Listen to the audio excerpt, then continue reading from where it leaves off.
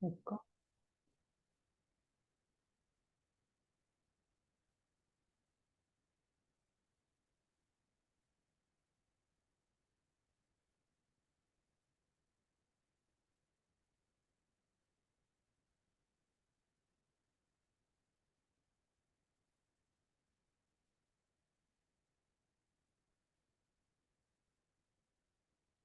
So good afternoon, everybody again.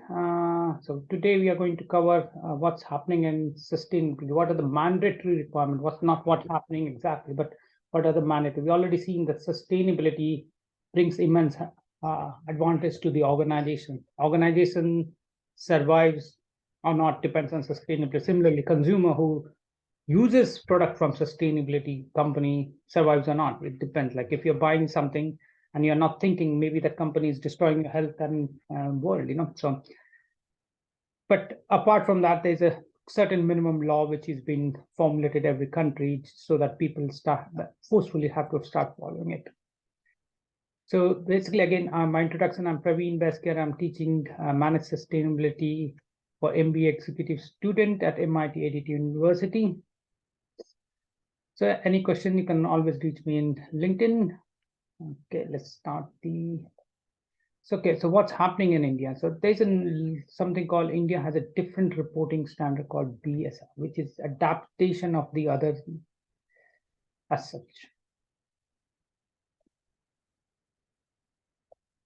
It's a new reporting form named Business Responsibility Sustainability Report.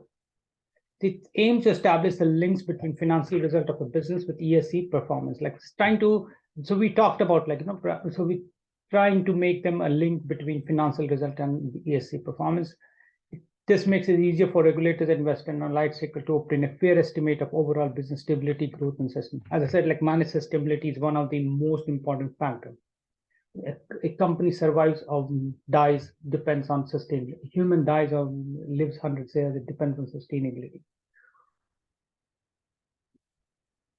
Right. So this is the changes which is happening. SEBI has mandated that VRSR will be applicable to the top 1,000 listed entities for the market compliance and for reporting voluntary from. So it was voluntary on this guy from 2021, which and last year last financial year, but on a mandatory basis from 22-23. So basically, in March ending 31st, we will have a lot of 1,000 reports to be filed in for this in March, which just ended. So we are going to see those reports, but that is so it's mandated from this. That means we also have to file beyond that. So again, it only affects the top, and of course, others can still file it. There's a two format. We will also cover briefly what we discuss in reporting standard of BSR.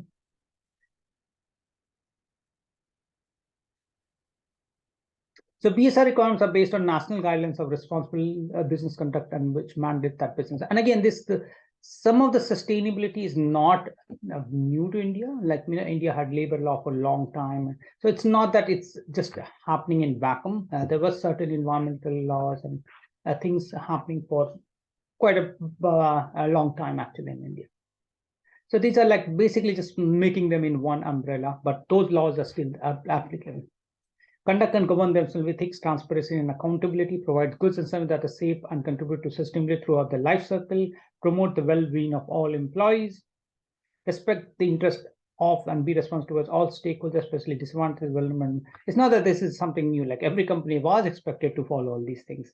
Respect and promote human rights, respect, protect, and make efforts to restore the environment, when engaged in influencing public and regulatory, do so in a responsibility, support inclusive growth and equitable development, engage with and provide value to customer in a responsible way. It's not like just providing service and behind the scene destroy your life. Like it's not how services should be performed. So it's like, of course, for the top who is supposed to mandatory, it might think like, hey, it's a compliance, it's a new law which came and we need to start filing it, right? So it may be perceived as a compliance requirement, especially when it becomes mandated. It does feel a pain, right? Hey, now suddenly you have to spend money for this nonsense, and company may have that feeling, right? Because to a last extent, laws can only go that far. It just becomes a nuisance after a while.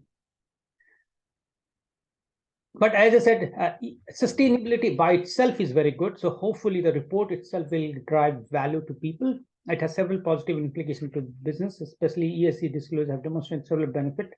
These are like from global, what benefit we get from ESG disclosures. Access to market and increase market share. Companies with it will not only improve the business continuity, but also enable them to acquire new customers. As I said, following sustainability business model, because now you are reporting sustainability, you will think, hey, so I serviced 1 million customers. Out of them, like 500,000 died. So they might suddenly think that, hey, I need to do something about it. Like my customer bases are closing very fast, losing fast. Increase access to capital because you're a sustainable business. You will get more. Several asset management company have launched ESG funds, which use the ESG performance of a company to make investment decisions. This is reflected in various green financial instruments. And not to mention there are many grants and tax rebate available as well, in many of the sustainability field. Reduce financial risk. Multiple regulation disclosures are hitting companies which need to comply. It's not complied. There's a huge financial for the company. Is help to mitigate surge finances. So basically, it's again because you're reporting now, because you were not knowing it, you will not know that you were so bad to the environment or the people or employees. So just a process of reporting will make you more responsible. Increased value creation. Global study shows that companies that embed in USU into core business practice outperform their peers. And of course, that will be like if you are producing goods with less cost, having more customers, you will obviously have better value creation. Obtaining social license to operate. Most companies recognize this as a community and not government that provide them with a license to operate. Sustainability reporting enables companies to disclose their plan activities and gain to so. And again, it's not for reporting to the company, like not government. It's for the other people. Like as a responsible, as educated, you can say, let me see. I'm buying from this guy. Let me see if he is harming me or good. You can go and see the report and now understand how bad he's harming or how good he is to you. So not only he's giving you the services you want, but he's also good in other aspects. With PSR implementation, business in India is expected to reach higher disclosure level in the quest to socially relevant. So it's getting started. That's a good thing about it. So this is somewhat implementation in the principle to address ESG concern apart from introducing.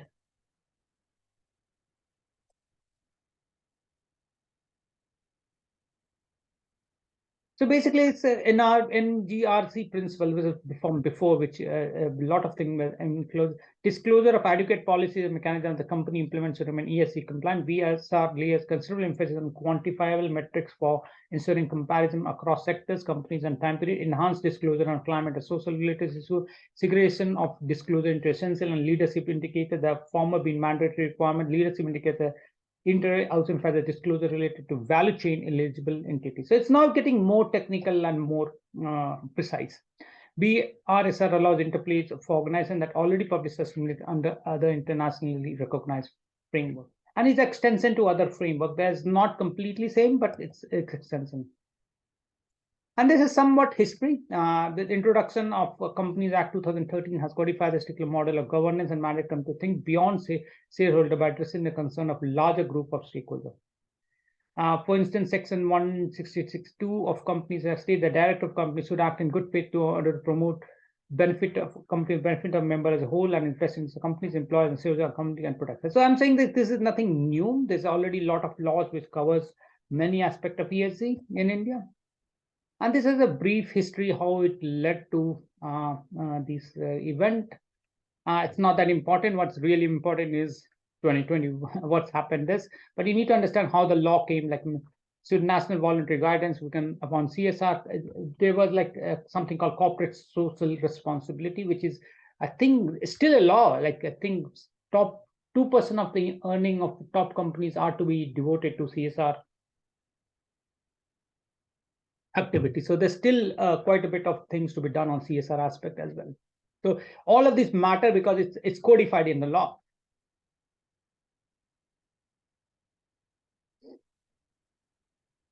So this is a brief history. So CSR mandated and CSR rules came into force. We are extended SEBI to top 500 list market capitalization, and the name also kept changing. SEBI advised IR to adopt a voluntary basis for finance by top 500 listed. MCA in release BRC. BR extended to SEBI to top 1,000 listed company, and SEBI introduced BSR in May 2021. Okay, so another happening in India is what we call carbon trading. So this is another interesting thing which can promote ESG and help, especially companies who are only working on ESG field to make a profit of, because if you're just doing something like a carbon capture, you're not really making any profit. Like, so if you're not making profit, you're not sustainable, right? That's the first principle of sustainable, right? You have to be profitable.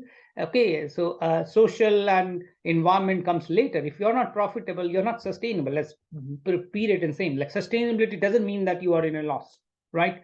So, but there are many companies which came up who was thinking in vacuum, like this is really not needed. But I think there are many companies who are already operating in a sphere, like who wants to carbon capture, but that doesn't. There's no way to make profit. Like if you are just pumping CO2 from air to into the ground, you're not making profit, and you will never make profit because you're not servicing humanity. But again, there's a way for those companies to make profit, because short term we need to capture the CO2 because there's a lot of CO2 in the atmosphere. We need the way to, and we need a way to for them to make money as well. So that's why there's something called carbon trading and offset, so that people can actually plant forest, because if you plant forest, you're not making money from it. Like you're not, so okay. So this Energy Conservation Amendment Bill introduced in Lok Sabha. So it's just pretty July 29, 22. Parliament approved the amendment on December 6, 26, 2022. And the Amendment Act was notified on January 4th, 20. So it's a pretty recent happening. Paragraph 3, and I will, so yeah, people can go through this, what was coming up in the context of energy transition with special focus on promotion of new and renewable energy and national green hydrogen mission. A need has arisen to further amend the act to promote renewable energy and development of domestic carbon market to back climate change, introduces new concepts such as carbon trading and mandate use of non-fossil sources to ensure faster decarbonization of Indian economy. The state legislative objective is thus to develop domestic carbon market and market trading to battle climate change. So basically, this is giving additional revenue stream, and especially for those people who are doing, they can even get international revenue as well. And of course, it's introduced in a phased manner because obviously, so this is the draft blueprint of the national carbon market.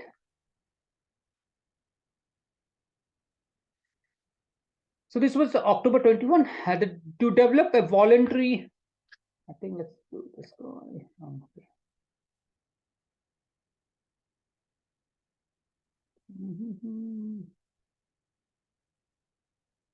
Right.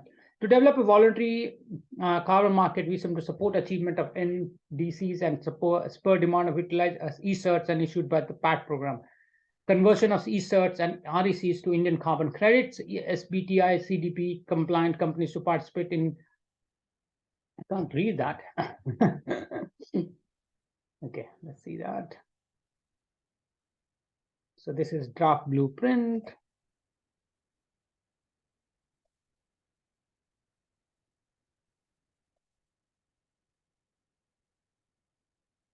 Right. Yeah, SBTI and CDP compliant companies to participate in VCM in addition to designated consumer under PAT. Phase 2, increase supply of VCM by introducing project level registration, validation of third-party auditors, verification issues of emission reduction units of carbon credits. Move towards phase 3, move towards cap and trade system where sector entity specific emission target will be set. So this is what is happening in carbon trading market. And this appraisal of proposed national carbon market, a foundational principle of carbon market or carbon trading scheme is the polluter pays principle, long established in environmental disclosure by the Supreme Court. So basically, its goal is that if you're the polluter, you will pay for it.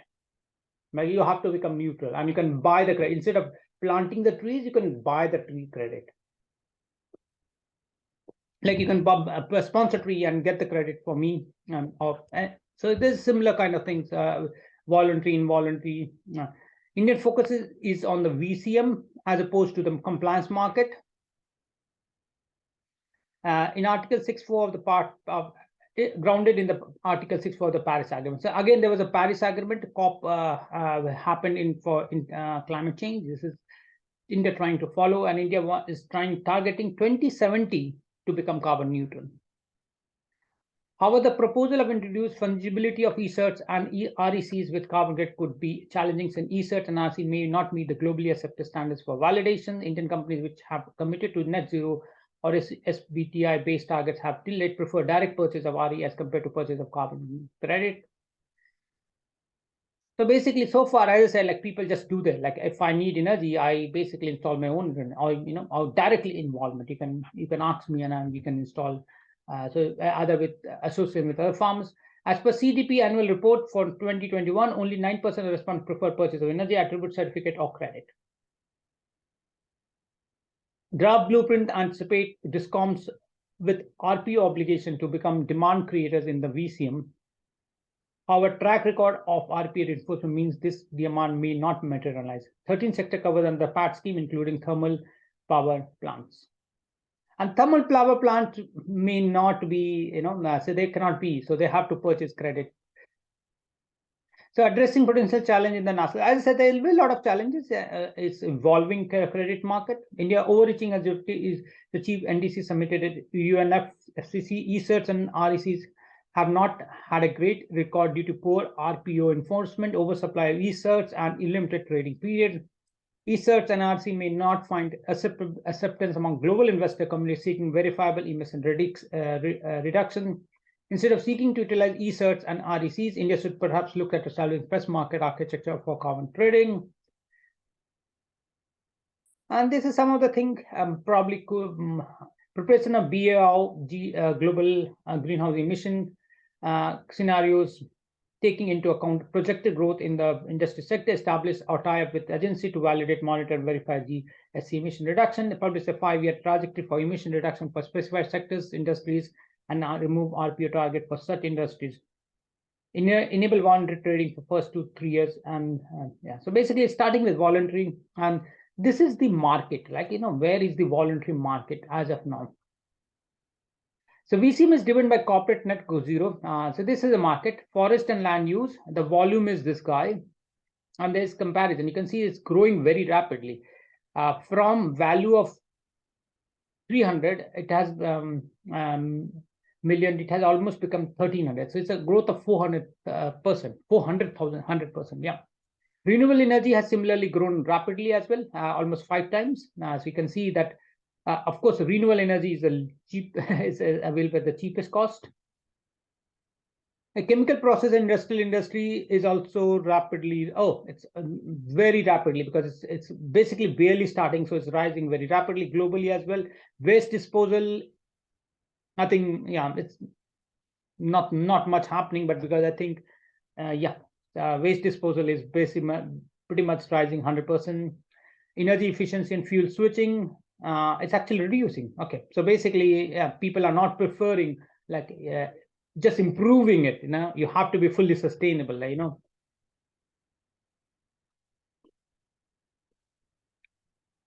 you can't just switch to efficiency and assume so you can rather switch to renewable energy to get the full benefit. Household community devices.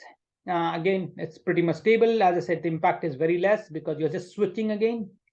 Transportation is increasing drastically. Transportation, like you could have EV, that's EV which could run on solar completely. So instead of having the normal EV, you could have a vehicle which runs completely on solar power.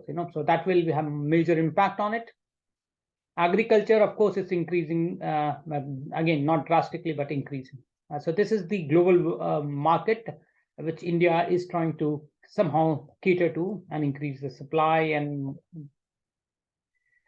the external demand, Europe and North America Community Project map to SDG, $7 to 10. Some demands RE-based carbon credit. Renewable is for low prices, for $1 to 2. Overall low volume, mostly future volume prices have slumped in last 2 years. So basically, as we said, renewable energy is slumped because many projects being, and of course, renewable problem is, as I said, the people who do those are just doing those. But that's a good thing, right? They're not. So this is additional revenue for the renewable, whoever is establishing the solar farm. Like, it's not only you can make profit selling the energy, you can also profit making selling the energy credit as well. So you can actually, so even though the prices are low, it's actually a profit making option, because you're selling the energy, and especially Europe and other countries have seen a drastic increase in price, and it's a matter of time that other countries might certainly face the same thing. Like, even Sri Lanka, Pakistan has trouble importing fossil fuel because their currency slumped. And there are registries where you can buy. So American Carbon Registries, APX Incorporated, from the following offset registries: Gold Standard Registry, Climate Action Reserve Market administer the following offset registries: Social Carbon Registry, Plan Vivo Registry. Vera administer the following offset registries: Verified Carbon Standard Registry, Climate, Community and Biodiversity Standard. So these are the registries, some of the registry which is being operated, where you can buy and sell your. And again, we talked about, right, some of them are growing very rapidly, some of them are not. So this is again offset versus removal. So offset is by avoided emission. Like, offset means from project activity elsewhere. The argument is that in absence of project activity, that much more emission could have occurred, used to achieve carbon neutrality commitment. So this is used to offset some of the requirement. Removal comes from actual removal CO2 from atmosphere. All the removals are also offset, but not vice versa. CO2 can be removed using technology. CO2 can be removed in natural process, forest green, cover forest protection, photosynthesis, land use, and soil management. So there's a massive amount of CO2 which can be removed from planting just trees, right?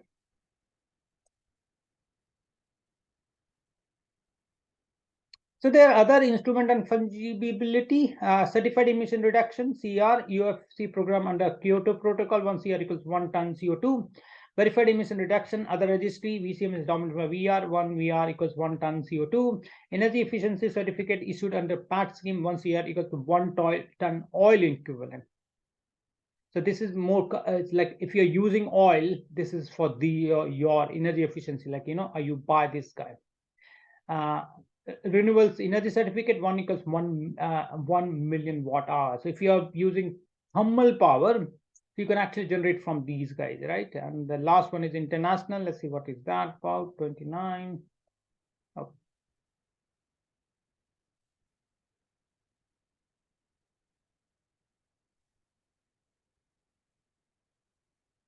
International REC IRC equals 1 ton million. So basically, it's again for renewable only. All right, so let's go back and future of carbon trading, that's left. Right. So projected demand of common renewables in line with 1.5 degree pathway, 3.5 billion tons annually. So this is the projected demand which is going to happen. Renewables are going to do, offsets are going to slump a little bit. As I said, people prefer direct removal. And but again, this is just a project. We have already seen the. So this is pretty much what's happening in India. This is a new carbon market which has opened up in India with laws being just passed a few months ago, actually, rather. Right. So let's go. So any questions so far?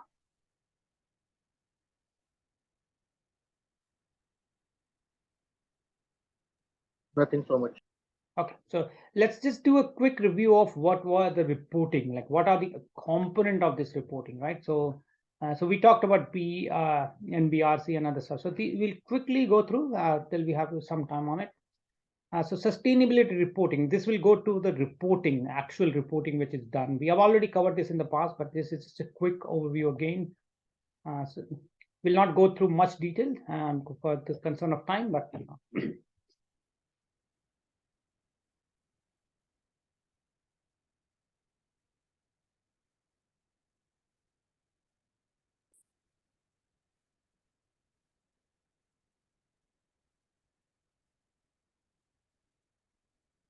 so this is a general thing, like what's a report covers. And again, this is enhanced history. You can see how it was GRI. So the internationally how reportings are evolving.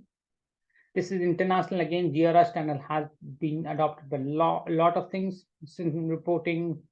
This is international picture. So this we already covered, like approved requirement of this guy. Let's go to what is the report requirement. So this is the BR. We talked about BRR.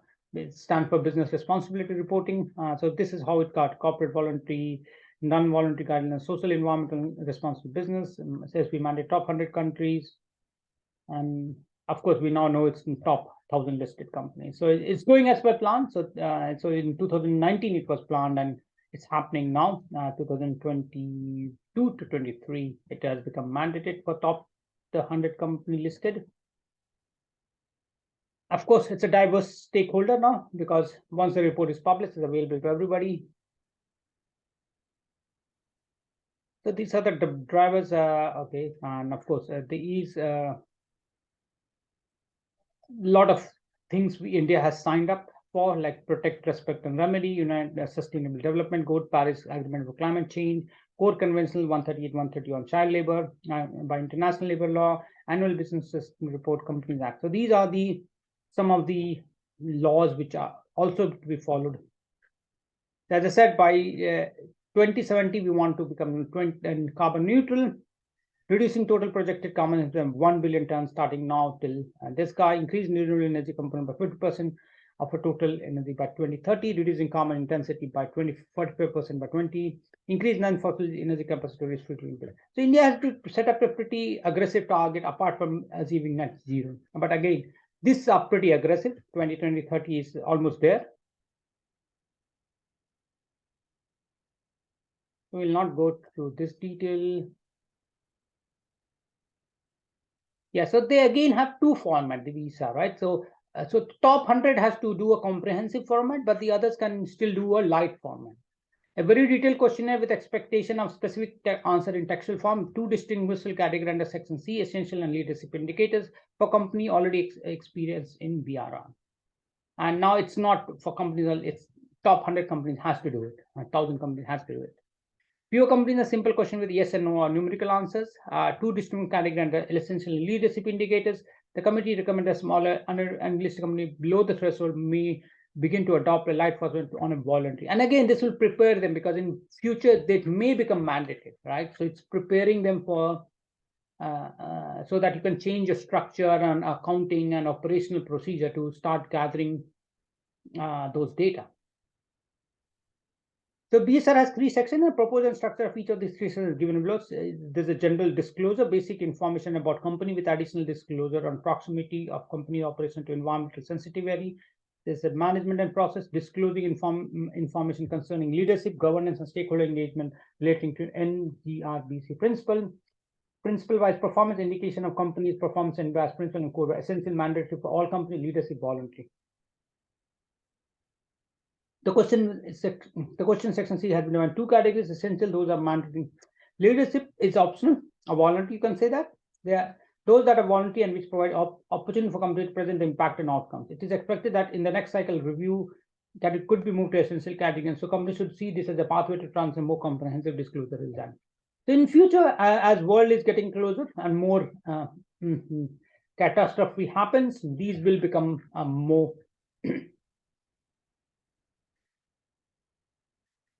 good. So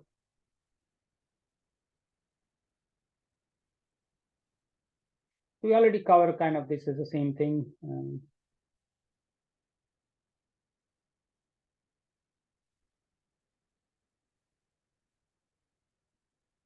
Yeah, so this is section wise, like all complete. So section B's, section Z.